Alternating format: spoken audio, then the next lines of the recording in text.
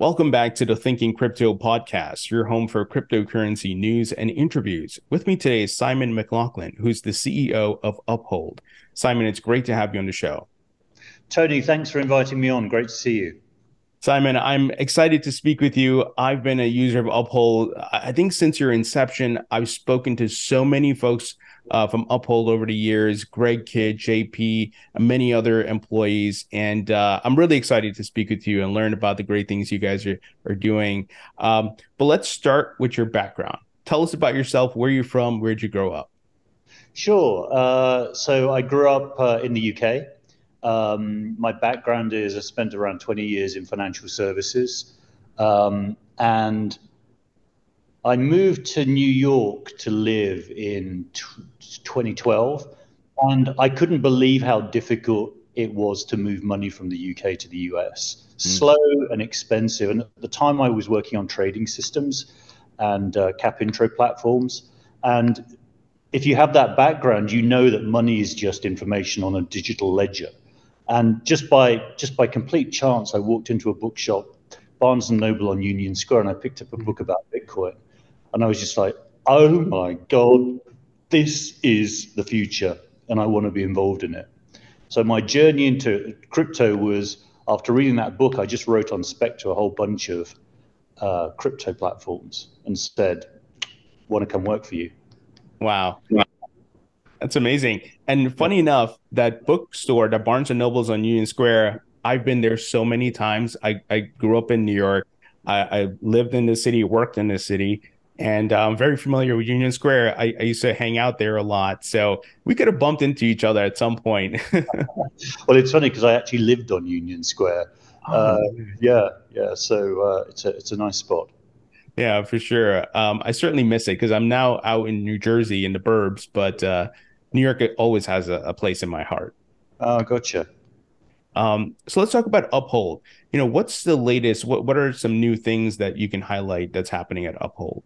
Sure. Well, it's been a very busy first half of the year. We launched Topper, which is a fiat to crypto on ramp. So opening up DeFi and making the use of self-custody wallets easy. Topper we're really excited about because it basically offers card acceptance rates that are twice those of the competition.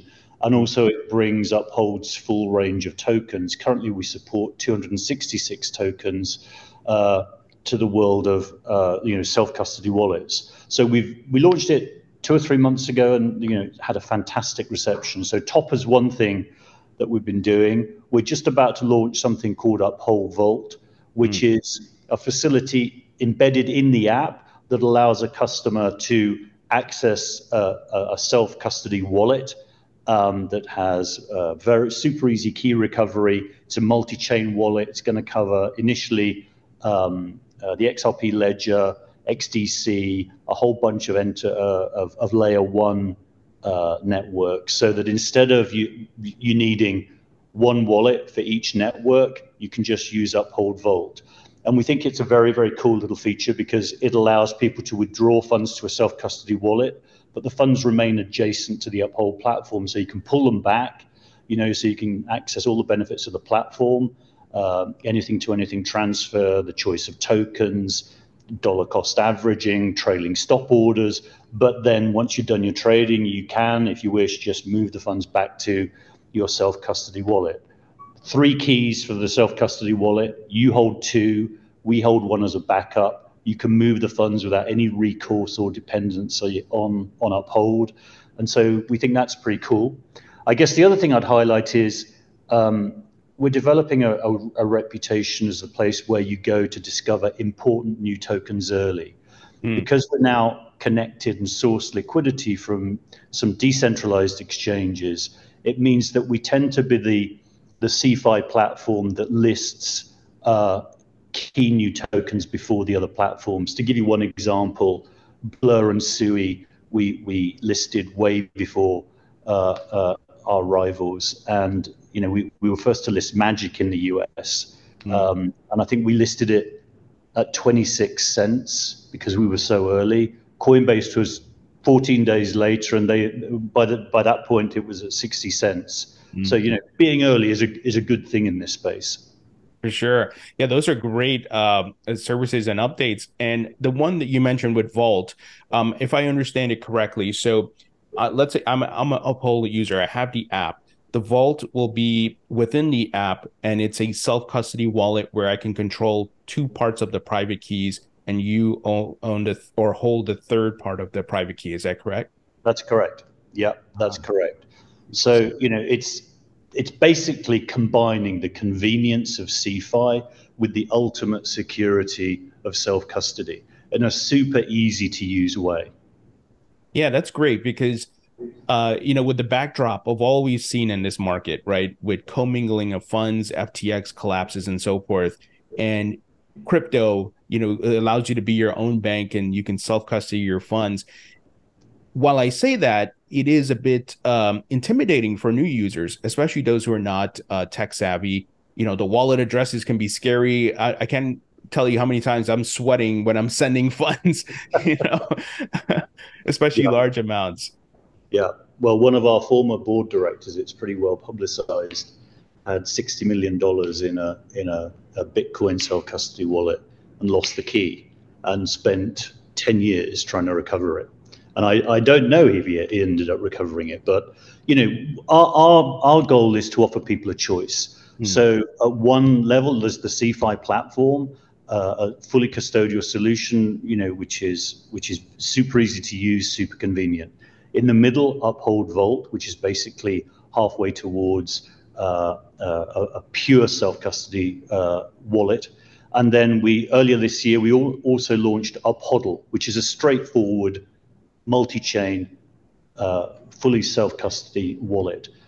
So the way we see it is, users are on a spectrum. We don't want to dictate the choice of custody option for them, but we want to provide three different levels for people to choose from.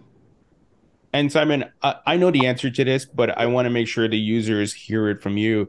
So let's say, whatever reason, God forbid, Uphold was the shutdown business. If they're using the vault, will their funds be affected, or because it's self custody, they own their funds? Yeah, they own their funds. They own both keys. They can move the funds without any recourse or dependency on us, which is, the key point. Absolutely, yeah, that's great. Now I want to talk about the XRP ruling recently. XRP not being a security, a pretty landmark case with SEC versus Ripple, and I want to make sure I highlight that Uphold never delisted XRP. And you guys, I was going to Uphold to buy XRP during this whole case situation. Dollar cost averaging, of course. And I wonder if you could tell us about your thesis behind not delisting and how do you feel about this ruling? Well, first of all, we feel very proud and vindicated to have supported it for 2 years. Hmm. Secondly, the reason we didn't delist it was we took legal advice, and the advice was basically until the matter is adjudicated upon in court, it is not a matter of US law that you as an exchange or, in our case, a prime broker have to delist it. Hmm. And, it was a big, bold decision, a lot of debate about it internally. And it was very gratifying that after a period of time when all of the other exchanges delisted XRP, the SEC themselves came out because they faced a backlash with people saying, why are you causing this chaos in the retail market? All of these exchanges are delisting XRP. And I believe the SEC came out themselves and basically said, hey, we didn't ask the exchanges to delist. That's their choice. So our view was, okay, the SEC has made a complaint. It will be adjudicated upon in court. And when that decision comes, then we will either continue to list it or we won't. And thank goodness, 10 days ago, we got the decision we all hoped for. Yeah, absolutely. And I mean, you guys were probably like the only exchange, as far as I know, that was still listing XRP, which, kudos to you. And to your point, you were following the letter of the law. And that is just because a case is brought forth doesn't mean, like you said, it's adjudicated. It has to go through that legal process. So that's really great. And I know a lot of folks were using your platform because you guys were the only ones who had XRP, in addition to other assets. That's right. Yeah, I think we were the only major platform in the US that supported XRP for the past 2.5 years. Hmm. Now, Simon, the market right now, at least in the United States, it's still murky, right? We're still waiting for Congress to act and provide clarity. There's still a lot of headwinds that I think we can face from the SEC until Congress acts. But what do you feel this ruling does for the market, especially altcoins? I think Bitcoin, for the most part, has been declared a non-security. What does it mean, especially like the secondary market sales for different tokens? Well, what the ruling said was XRP is not inherently a security. It can be, it depends on the circumstances of the sale. Right. The particularly important part of the ruling was programmatic sales. And the logic of programmatic sales, basically means that a digital token is not inherently a security as well, which lifts an enormous shadow off the whole altcoin sector. And I think the real significance of the ruling is actually it's highlighted the vacuum that exists now between what the courts are saying and what the SEC is saying. And I think into that vacuum, it will inevitably draw the lawmakers. We can't continue without clear law in the US. And so I think it's going to greatly accelerate proper rulemaking, which is a good thing. And you've got the problem that, you've got an incredibly partisan Congress, and Republicans and Democrats can't agree. But, we're starting to see real momentum now. We got the McHenry draft legislation, ironically, in the same week that the SEC brought its action against Coinbase. And we've also got Loomis Gillibrand. And I thought the McHenry draft legislation is fundamentally fantastic. It may not be perfect, but it's a huge step in the right direction. So I think finally we're seeing some real momentum in clear rulemaking in the US, which is obviously to be welcomed. Yeah, absolutely. To your point, there's some momentum now, different bills, a lot more members of Congress involved. And I think with the backdrop of the UK passing regulations as well as the EU, and then you have the likes of BlackRock and all these Wall Street TradFi companies coming in and filing for a Bitcoin spot ETF, it feels like the herd is here and everybody's trying to get things moving. So I'm optimistic. I'm hoping Congress can get something this year. But on that note, what are your thoughts on BlackRock and these big institutions all of a sudden saying we're here, and then the whole line of folks applying for Bitcoin spot ETFs? Well, I think it's fantastic for the crypto industry, basically. I mean, if you look at Bitcoin at the moment, it's really interesting to see what's going on. We're coming up to a halving next April.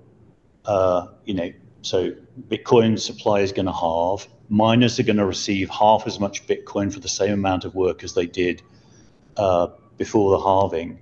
And I think what's interesting right now is that Bitcoin miners seem to be bullish. The hash rate is actually up, which indicates miners are not withdrawing from the market. And that suggests they feel the price of Bitcoin is going to go up. And when you think about the fundamental economics, what we're seeing around this time is the demand side of the Bitcoin equation is completely different from the past. You've got, for example, the Lightning Network making Bitcoin a practical remittance and payments network. And I think the creation of the BlackRock and other ETFs just has the potential to massively increase the direct demand for Bitcoin, because they all involve spot trading in BTC. This isn't about synthetic exposure. Right. And so if you combine, this TradFi AUM coming into the market with limited Bitcoin supply, that bodes incredibly well for what's going to happen over the next 12 months. We've also seen the adoption of ordinals on the Bitcoin network, and that's produced another spike in demand. So overall, I think the picture is increased demand, and with the halving, reduced supply, which is going to create very solid fundamentals for Bitcoin. And Bitcoin is, as you know, the category defining asset, and a rising tide, I think, lifts all boats. Yeah, for sure. And Boy, I know I've been talking to different registered investment advisors over the years. Even we have my wife and I and our family have our own investment advisor. And of course, they can't touch anything crypto. They know I hold crypto. And they're like, that's nice, Tony. But, let's talk about ETFs and stocks and so forth. But I know a lot of them are chomping at the bit to get some sort of ETF so they can start diversifying, putting their clients' funds in there, and of course, a lot of retirement accounts. So an ETF being passed will bring in so much capital into this market, and like you said, rising tide lifts all boats. Absolutely. Yeah, I think now the wealth advisors can legitimately touch it. Yeah, It just transforms the economics of the space. yeah, I'm excited. Hopefully, fingers crossed, they can get something approved this year or maybe next year, at least with the halving, and we have a nice, run up to new all-time highs. We'll see what happens, but that would be ideal. It certainly would be ideal. Yeah, it would be certainly nice to see some legislation this year. So let's circle back to Uphold. I would love to know what's on your roadmap for the remainder of 2023. The remainder of 2023, I mean, the most important thing we're launching in the second half of the year is the Uphold Vault, which we've already spoken about.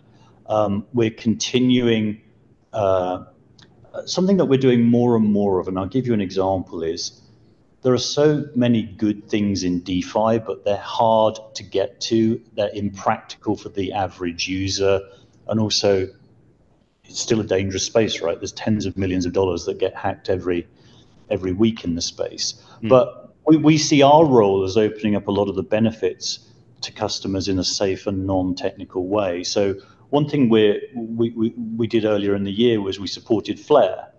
So the Flare network has some special characteristics. If you hold wrapped Flare, you earn rewards. But the process of wrapping Flare is not easy. It's technical. So on Uphold, when you hold Flare, we automatically wrap it for you. That means you automatically qualify for the monthly airdrops. That's great. Again, it's getting rid of a whole load of complexity that we do behind the scenes, and we give customers super easy access to, to the benefits of the underlying technology. So we want to do more in that vein. One thing we're looking at the moment is we're looking at how we can offer a yield or a rewards program to XRP holders using Flare network. There's something called theoretically, and we're still exploring this. If XRP holders convert their XRP into FXRP, you can potentially earn a reward for what's effectively, a modified version of the underlying asset. So that whole area we're looking at. Right now, we withdrew our staking program from the US. We're taking legal advice. I would very much like to bring it back, but I'm not a lawyer. We need to take guidance on that. But I think we absolutely want to bring staking back, and I think we're really making a huge effort to promote Uphold Vault very widely. I do think that's a genuine innovation in the space. No one else has combined the convenience of CeFi with the security of a self-custody wallet embedded in the app in this manner, and covering 5 different chains in one wallet is completely novel. So we're going to, our goal is to expand the number of chains that covers. So again, it's about opening up a benefit that's traditionally hidden away in the DeFi space for the more technophile users, and opening it up to make it easy and practical for the average user. Yeah, that's great. And I think in order for the next billion people to come into this technology and this asset class, it needs to be easy. Yeah. Those folks I talk to, look, I was an early adopter, and like I mentioned before, as times I've been sweating, like, oh no, hope I don't lose my funds or my private keys. Now after being here for a very long time, I'm more comfortable and situated. I know, I have my fail safes and everything. But for new folks entering in the market, it can be very intimidating. So I love that you guys are building these features that don't strip away, like the vault and the self custody. You don't strip that away, but it's there and it's a hybrid. So I love that. I think that's incredible. The other thing we're adding is a whole bunch of neobank features. So we want to place the Uphold app at the center of somebody's financial life. So we're going to introduce bank account credentials, the ability to pay bills, the ability to get your salary 2 days early. A lot of sort of neobanking, features that make it a practical tool you can use every day. And we also want to enable people to, deposit their paycheck into Uphold, and they can choose, the proportions of different currencies that they want it to be paid into. Maybe you get 30% of your paycheck paid in Bitcoin, but that automated sort of salary deposit feature we think is important. Oh, sure, yeah. I would probably do that automatically. Does it on its own, so I don't have to think about it. And like you said, you put a portion. You still got to pay your bills and everything, but that's really great.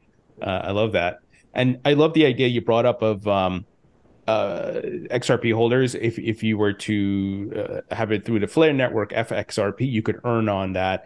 Would that be considered staking or a different product? It's a different product, and as I say, we're exploring it at the moment. We don't know whether it's possible, but it's an intriguing possibility, because effectively you're taking XRP, you're turning it, you're basically turning it into a different form of the asset that's being used to perform pricing validation on a different network, and then you're earning rewards. It's potentially a really interesting avenue for us to explore. So yeah, we're having a look at it, but no promises on that yet.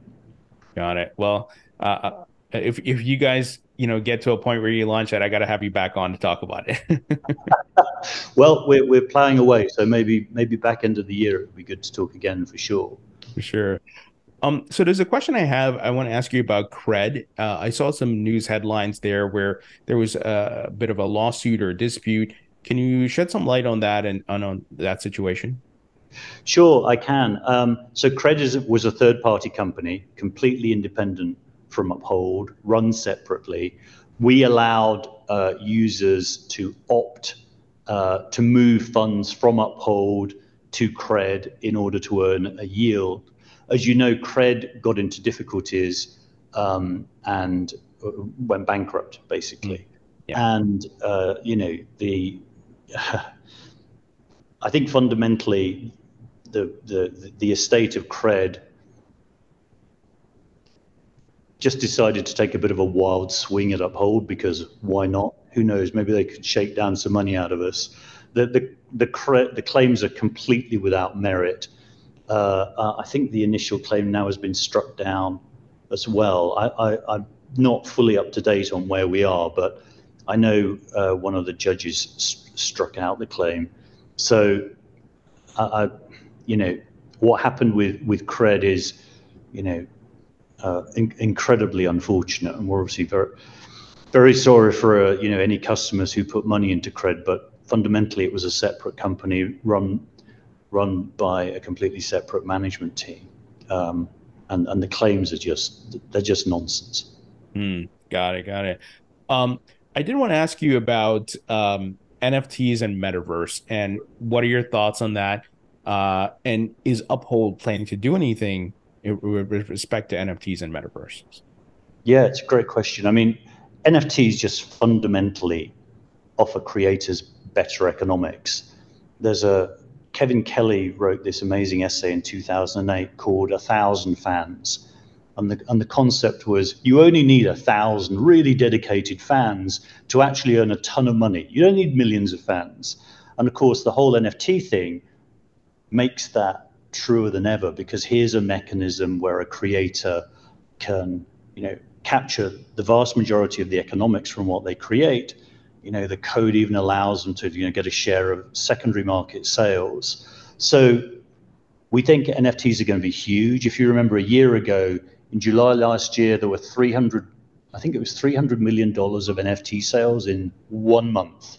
Wow. And so often in this space, you get all the initial excitement, you get the huge boom, and then guess what? This year, it's sort of, it's the volumes have completely collapsed, but that doesn't matter. It'll come back, is our view. The validity of the technology is absolutely huge. It's not just about creators. NFTs can represent financial obligations. We've already had a bill of trade in Singapore minted on an NFT. So we think they're going to be huge. Our own experience is that Uphold is being used by several huge gaming companies as a payments backbone. So they're moving from a Web 2 model to a Web 3 model using Uphold. So for example, we work with Mythical Games, we work with IMVU.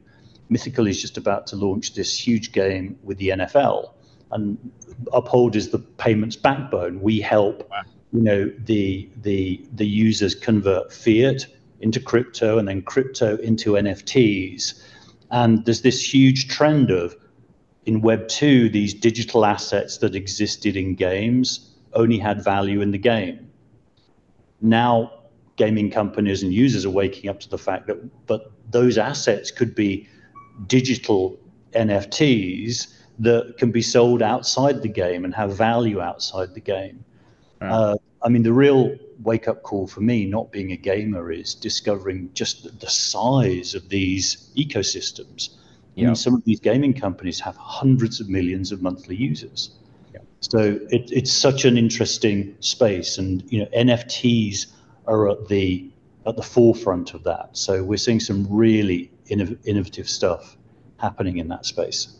Yeah, it's really exciting. And in the gaming industry, like you said, man, they are very immersed in the games. They're buying things with digital goods and skins and upgrades in the game. So there's a huge economy there, and NFTs just seem like a perfect fit. And even just in the collectible space. And then with that, speaking of gaming, you have the metaverse. One could argue we are in metaverse 1.0. We're talking to each other here virtually. Right. But maybe further iterations will be more immersive. You and I will have goggles on, and it's almost like we're sitting in a lounge drinking, I don't know, coffee or something, and we're having an interview. Everybody's kind of working on the different things. Zuckerberg tried his hand at it. He got roasted. Yeah. But we know we're still early. What are your thoughts on the metaverse? I think it's still really early. I think the adoption of the technology is inevitable. I saw a demonstration in the UK a few weeks ago by a company called Kabuki, who have developed a metaverse for schools in the UK. 5 schools in the UK have now bought it. And I was totally blown away because, when you learn about biology, you find yourself in a metaverse surrounded by all of these different animals walking around you. And it was a completely immersive and compelling educational experience. And what I was really impressed by is it's not a theoretical, or it's not just a concept stage. It's about to be rolled out in 5 major schools across the United Kingdom. And when I saw it, I was just like, wow, this is amazing. Yeah, it's incredible. It's a brave new world. I know I didn't give you heads up on any of these topics, but any thoughts on WorldCoin that was launched yesterday with AI and crypto? And look, they're gonna scan your retina and everything. From what I know about WorldCoin, I think it's absolutely amazing. It was so good to see somebody really tackling that problem of identity, on the blockchain. I mean, lots of people are working at it, and it's a really, really tough nut to crack. But from what I've heard about WorldCoin, yeah, very, very impressed, very, very excited. What about you? What are your thoughts on it? So to your point, I absolutely understand the problem they're trying to solve and the solution to bring to the table. I think what myself and some others are a little bit hesitant about is the orb. I think that has this dystopian aura around it, right? Okay, I'm gonna go get my eye scan, and then that tokenized, puts my ID on the blockchain. I don't have a problem with my ID being on the blockchain because my ID is, look, the government has my passport, they have my driver's license, Facebook has all my data, right? Yeah, it's not so much that, but I guess it's the and I guess I understand it's something we'll have to get used to. The government has our fingerprint, but we don't necessarily think about it. Now this orb is going to scan our eyes. Maybe it's yeah. just because we've seen so many movies, right? Terminator, Minority Report. It kind of jaded, by the idea. Yeah, it's kind of scary, isn't it? The idea that they can scan your retina and then it exists on the blockchain. I guess I kind of feel more instinctively comfortable with it because not so long ago, when I used to fly back from the US, you go through Heathrow and they had retina scanners. I signed up to that program and it was just a fabulous way of getting into the country. Wow. Yeah, but weirdly, they've scrapped it now. So Yeah, maybe it was like a COVID thing, right? I don't know if it was or not, but look, I think that's going to be part of the future. But I guess it's always hard for human beings who are used to a certain way of life to transition to something this quickly, right? But future generations are going to grow up with it, and they're going to be like, okay, yeah, so what? What was Grandpa Tony worried about, right? But for me, it's like I grew up, a certain period of my life and as a child without the internet and all this technology, and now I'm in it. But the retina thing is a little disturbing for me. it's a bit invasive. Yeah, Yeah, I get it. yeah. Maybe I would have been a little bit okay with my thumbprint because I know the government already had that. Okay, you want to scan my thumbprint? All right, whatever. Right, right. Yeah, that's true. Yeah, this is a new level. Yeah. Um, And any thoughts on, and I'm throwing random questions at you here, Twitter and the rebrand to X and what Elon wants to do with payments? We know it's going to involve crypto in some way. Yeah, yeah, absolutely. Uh, I think the adoption of crypto as a reward mechanism for people on social media is hugely powerful. Mm, Uh, I find it difficult to see how the Web 2 companies are going to do that. I'd like to think it's going to be more of an upstart company coming with a pure Web 3 model that's going to eat everybody's lunch. mm. But as I said earlier, NFTs and crypto, it just completely changes the economics in a creator's favor. And I would imagine that platforms that adopt crypto for reward payments, and you would imagine that the most talented creators are going to flock to those platforms that give them the best economics. So I think it's inevitable, and I think it's coming, and I think it's not far away.